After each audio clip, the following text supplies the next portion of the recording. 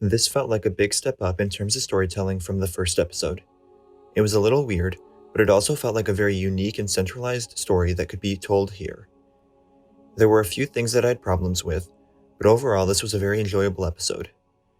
Visually, everything continued to look great, especially while on Mandalore, and while the music was hit or miss at times, it did serve its purpose. We started off back on Tatooine with Peli Motto, and even though we've been here so many times, it still felt fresh and exciting. It may have had something to do with the racing that we're introduced to, but I've personally never been tired of this planet and what's happening there. We see Peli Motto swindling a Rhodian customer for some money, and we also get to learn a little more about the Boonta Eve holiday.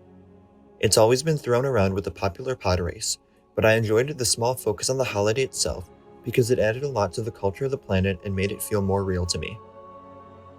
Din arrives looking for the part for IG-11, and we continue to see even more Grogu's abilities with the Force, starting here when he flips out of the cockpit into her arms.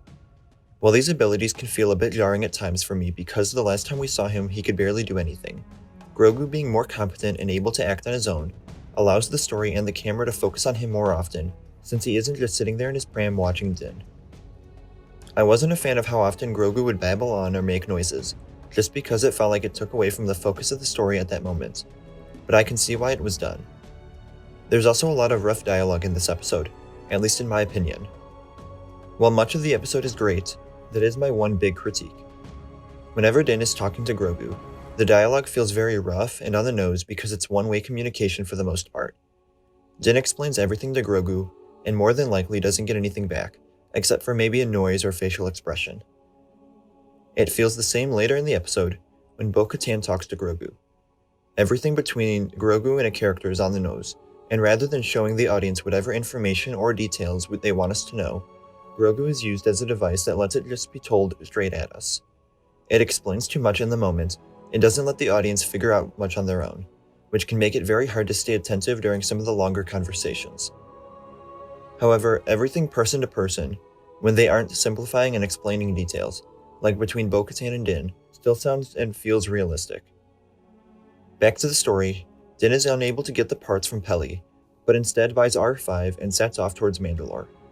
There seemed to be a lot of trailer footage in the episode, especially once Din arrives on Mandalore, and for moments it did make the story quite predictable, like with the Alamites attacking, but it wasn't a problem for me during the second half of the episode. I definitely enjoyed getting to see Mandalore again, and it served as a very interesting and well-designed setting, with lots of history and emotional weight to it. Especially once Bo-Katan arrives, I as a viewer started to remember what this place used to look like, and how far it has fallen. We see Din wield the Darksaber for a short time, and he still hasn't quite figured it out and how to balance it. With so much time in between the seasons, and Grogu figuring out the Force, I assumed Din would be better at it, but I guess not. I do hope that is something we're working towards here, because I would really want to see him wield it smoothly at least once, rather than forever having this clunky and imbalanced action with him. The mech caught me by surprise, and I was immediately intrigued by it. We don't really learn anything of note about it, but it was a very weird creature that I think made for a solid enemy in the episode. After Din is captured, we get a little pram action while Grogu attempts to escape, and I'm not gonna lie here, I was bored with it. I don't know exactly what it was, but it just didn't have the same excitement or physicality to it that the show normally has. To be honest, it felt like a roller coaster at times.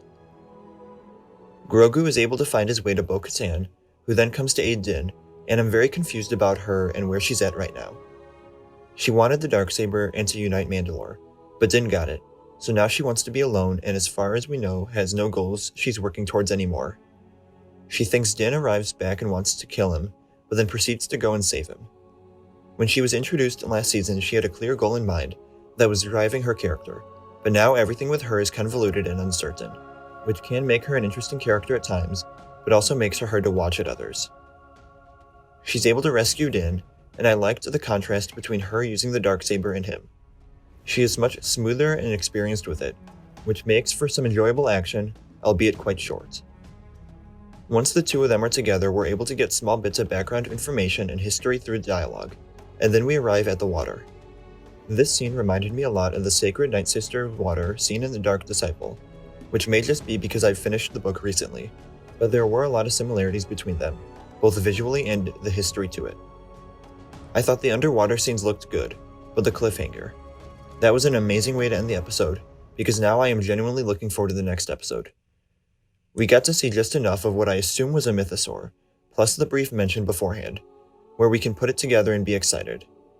I can't say I have any predictions for how it'll turn out, but I'm definitely looking forward to it. The Mines of Mandalore take audiences back to a familiar location with an enjoyable story that, while at moments predictable, continues Din's quest with well-designed action and a detailed setting, earning a rating of 8.5 out of 10. Let me know what you thought of this episode in the comments below. Remember to like the video, and subscribe for more reviews like this. And remember to follow me on Instagram, Twitter, and TikTok. Thank you all for watching, and remember, the Force will be with you, always.